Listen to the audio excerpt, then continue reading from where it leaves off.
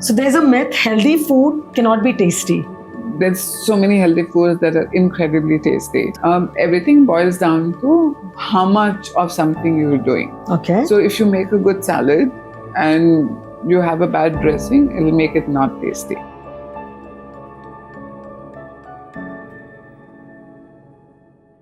Meetha, we both are 53.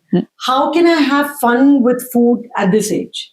So lots of people have a misconception and people go one way or the other. Okay, let's just go all out and have fun. Kuch bhi kha lo, drink anything and, everything is fine.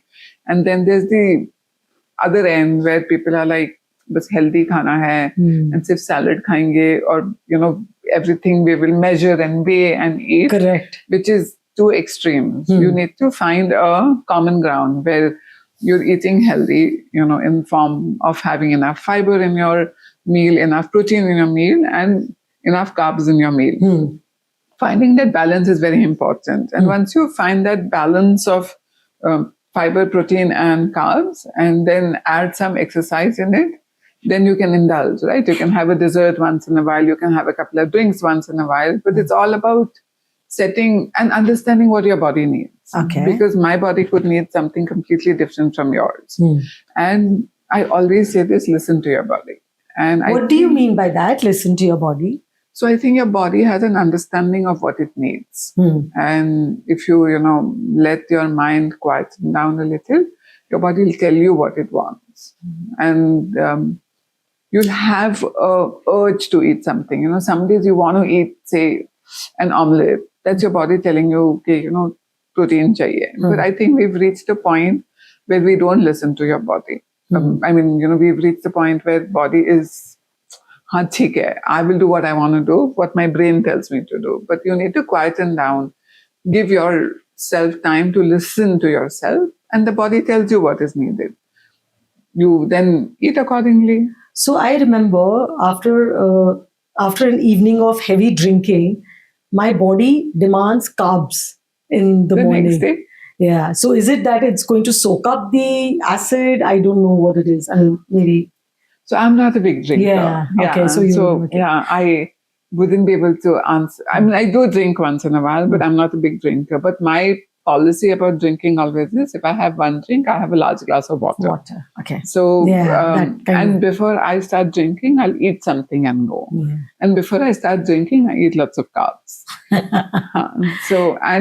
Some fiber. It always helps, soaking down what you're doing. Absolutely. So, So having fun with food is know your body. Don't go extreme. Yeah. And have this balance of protein, carbs, and fiber. And then please have your sugar. Thoda meetha zaruri hai. I'm a gujju. I need my sweets every day. If somebody said, have sugar every day, I'll very happily eat.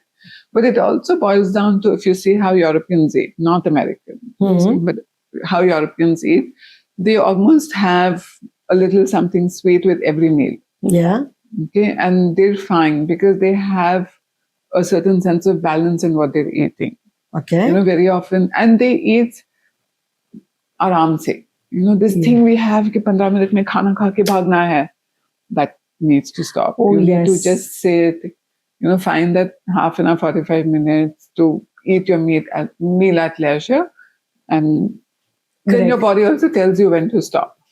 When you're eating really quickly, your body, you just eat. Correct. But if you slow down and eat, your body tells you, I'm full, let's stop. So they say the general gap between when you start eating and when your body signals saying it's full is 20 minutes. Yes. But if you consume 2,000 calories in 15 minutes, your body doesn't even have an opportunity to tell you that, I'm full at those 800 calories. Wow. So somewhere you need to slow down when it comes to eating as well. Yeah. So you told me about listening to your body, eat slowly, enjoy your food, and have a balance. So that's about having fun with food. Yes. And like Europeans, you also went to a culinary school. So I was in the US. I did my culinary school in San Francisco. Meetha, I really struggle with salads. How do I make it yum and nutritious? So again, like I was saying, everything is about finding some balance. So even when you're making a salad, you want to add elements to it. Okay. Okay, so you have your salad leaves, which, depending on the salad leaf you use, you'll have a little crunch. Yes. Okay, like iceberg is really crunchy. Okay. But if you take a rucola, it has a little spice to it, but it doesn't have the crunch. So then how do we add the crunch? So if you're adding rucola is, if you see even how the pairings are done, rucola always has a fruit element to it, which is a pear or an apple or something, which gives the crispiness to it. So because rucola is a little spicy. Yeah. So more than crunchy, the salad leaves bring a crispiness to this thing. So it's a textural thing. So you have the salad greens that bring some fiber. Then you can add quinoa or something. Which so quinoa is a carb part. Quinoa is a grain. No, I know that, but quinoa here will play the part of the carb in the. Yeah, but quinoa is considered a protein rather than a carb. So you can, add some quinoa to it. It gives you the grain element. Okay. Yeah. So then there's a grain in it. Then you can put your chickpeas. So that's the protein element. That will be so the what are the options? Element. Chickpea, paneer, tofu, chicken. You can put egg if you want, but egg doesn't go well in a salad like this. But you can do that. Then you put some vegetables in it. Again, depending the vegetable you choose, you'll get a crispy element. Like bell peppers bring a crunch to the salad. Cheese again brings, melty, something that melts in your mouth kind of feel if you're using a goat cheese or your feta or something like that.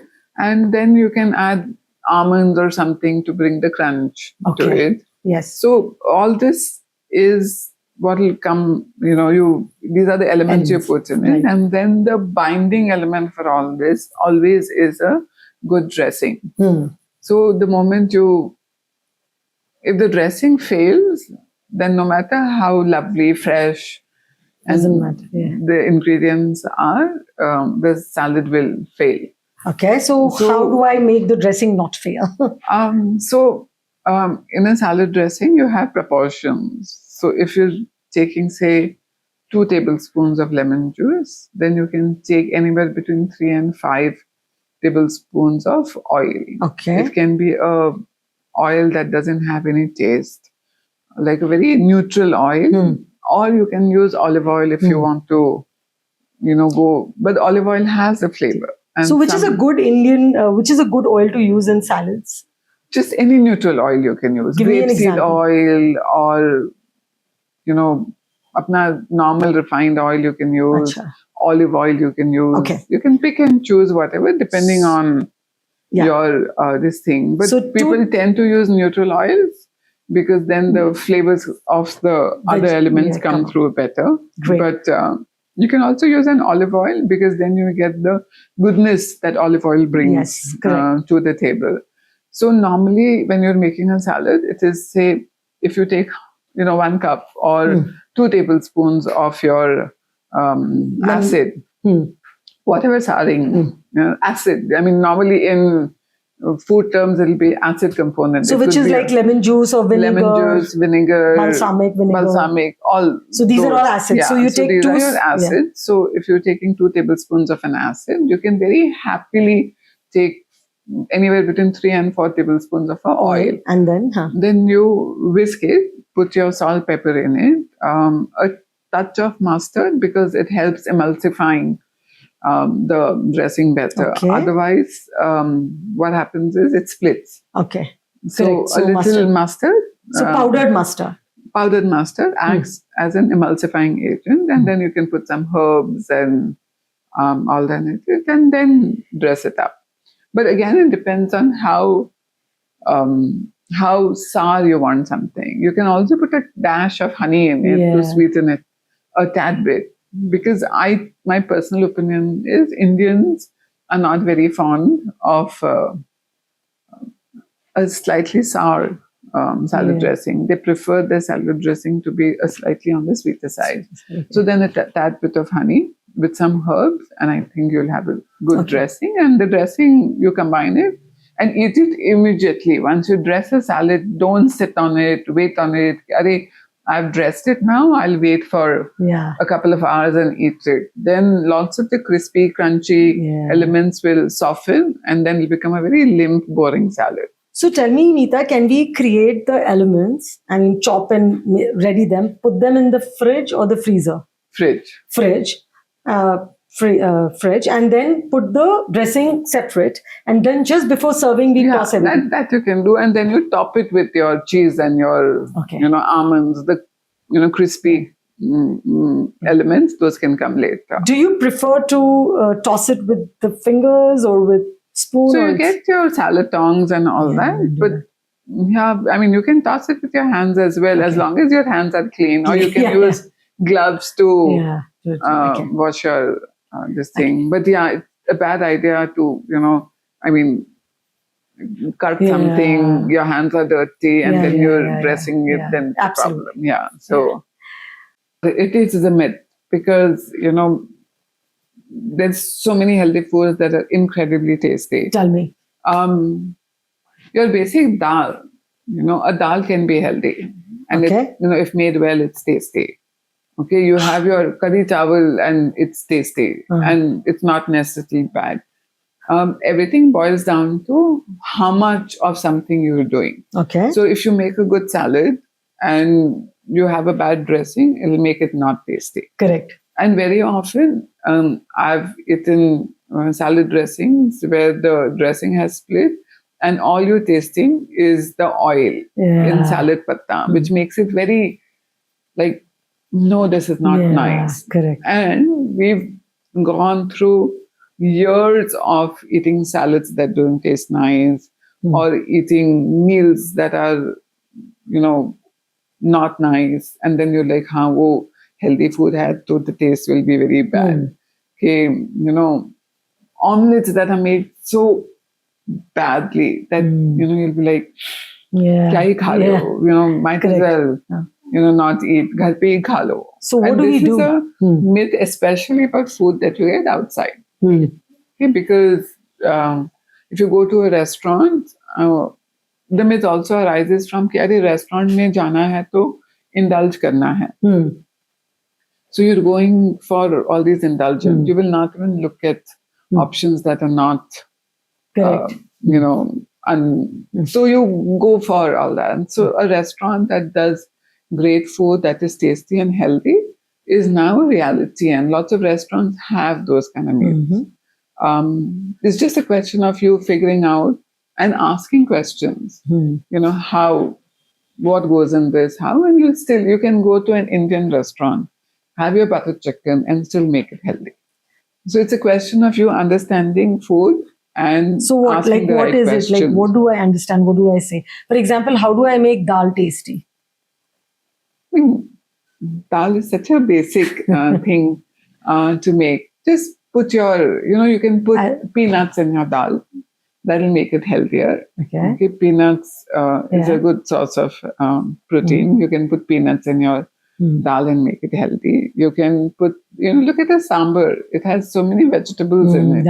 And sambar is a kind of a dal. So all those vegetables in sambar make it healthy.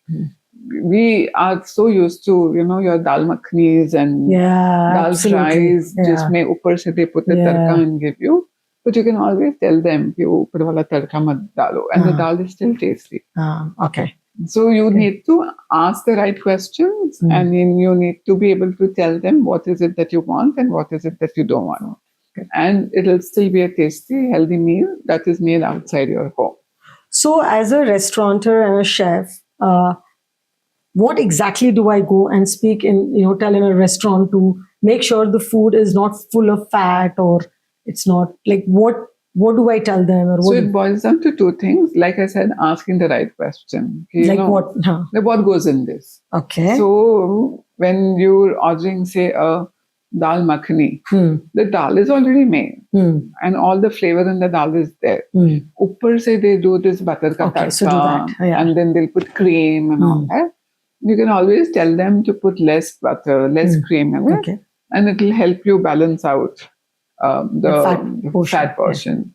You can also do portion control, where if you want to eat mithai, and you're going there and saying, rasgulla chahiye. And they'll give you 3. You don't have to eat all 3. Yeah. You can eat one piece, and that will still be absolutely fine. Yeah. So somewhere you also need to be able to say, okay, this is what you want, this is what. So you go to restaurants, lots of restaurants have desserts that are, low on sugar. There are chocolate desserts that are 80% chocolate, which is that's good. so healthy for you. Yeah. But that dessert is also made with a little sugar and a little butter and a little egg.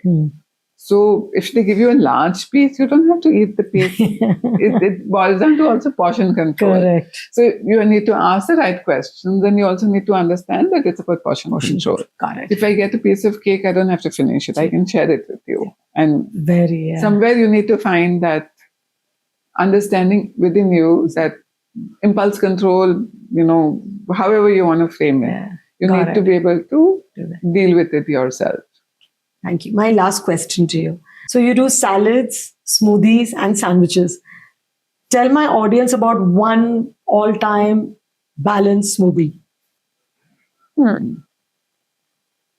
So we, as a restaurant, do a smoothie that is called berry chia mint.